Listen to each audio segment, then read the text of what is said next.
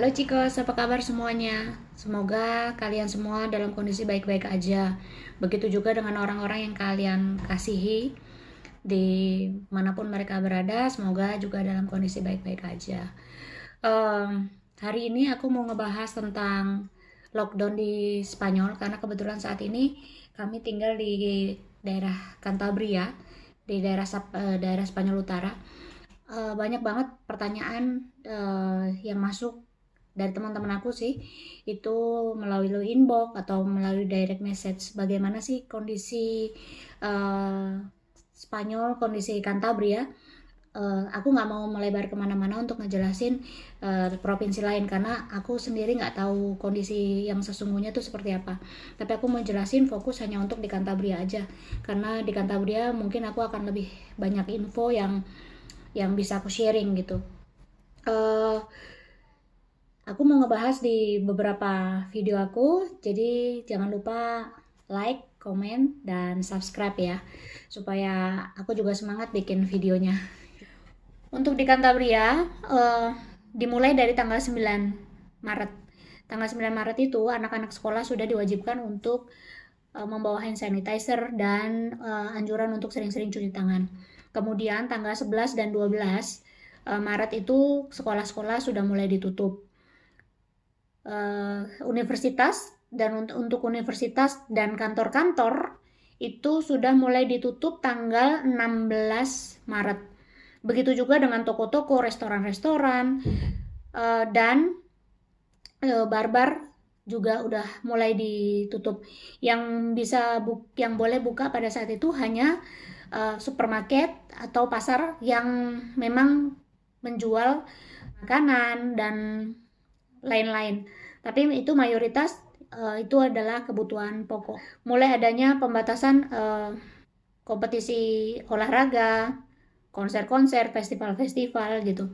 Kebetulan ini di bulan April itu biasanya ada festival yang lumayan besar di Spanyol ini, yaitu Semana Santa. Semana Santa itu kalau di Indonesia mungkin terkenalnya adalah Minggu Paskah. Jadi mulai dari 1 minggu sebelum Paskah itu sudah ada upacara yang memang biasanya banyak banget orang kumpul di situ gitu. Itu juga udah dibatalkan semua. Jadi awal-awal itu informasinya kita di lockdown bisa dibilang belum full karena masih banyak pegawai-pegawai yang bisa kerja di luar, seperti di pabrik-pabrik gitu, terus pekerja konstruksi juga itu masih boleh kerja sampai tanggal 1 April itu sudah mulai nggak boleh udah nggak boleh kerja sama sekali. Tapi itu semua bertahap sih.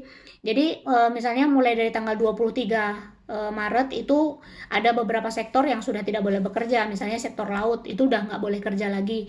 Terus dan ada beberapa pabrik-pabrik yang kembali lagi yang bukan esensial, yang tidak berhubungan dengan kebutuhan primer itu juga sudah mulai ditutup. Tapi yang benar-benar ditutup total itu mulai tanggal 1 April.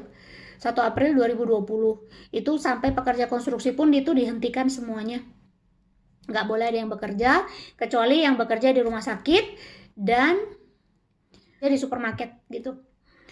Itu kembali lagi orang-orang yang bekerja, apalagi yang pulangnya nanti harus telat harus malam gitu, kayak yang petugas-petugas kesehatan itu biasanya dari HRD-nya itu mereka harus bawa surat bukti bahwa mereka bekerja dan bekerjanya itu di mana gitu.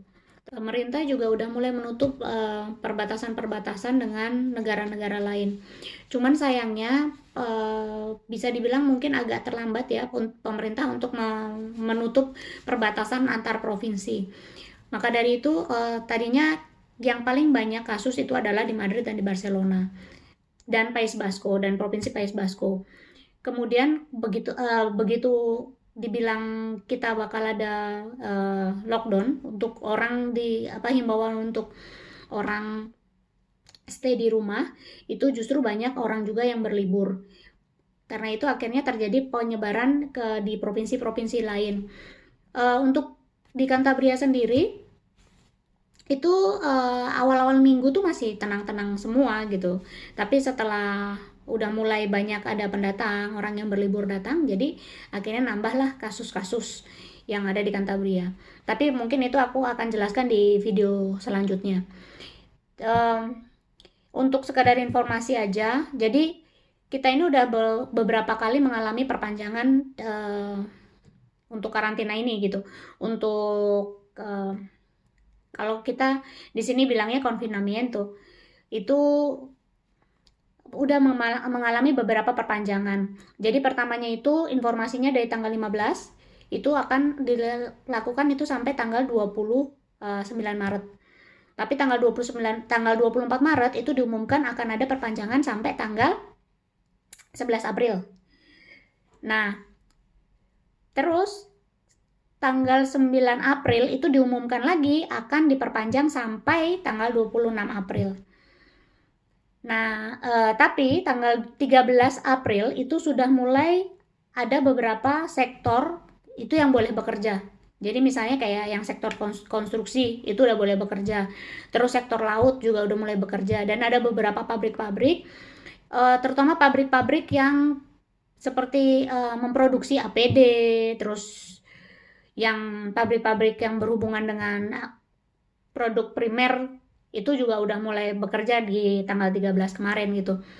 Terus tanggal 26 itu sudah mulai sektor laut itu udah mulai semua kapal itu udah mulai bergerak, udah mulai boleh keluar. Di tanggal 15 April ini tadi aku baru baca berita bahwa kemungkinan akan diperpanjang lagi sampai 11 Mei. Dan 11 Mei itu kemungkinan akan dibuka lockdown total.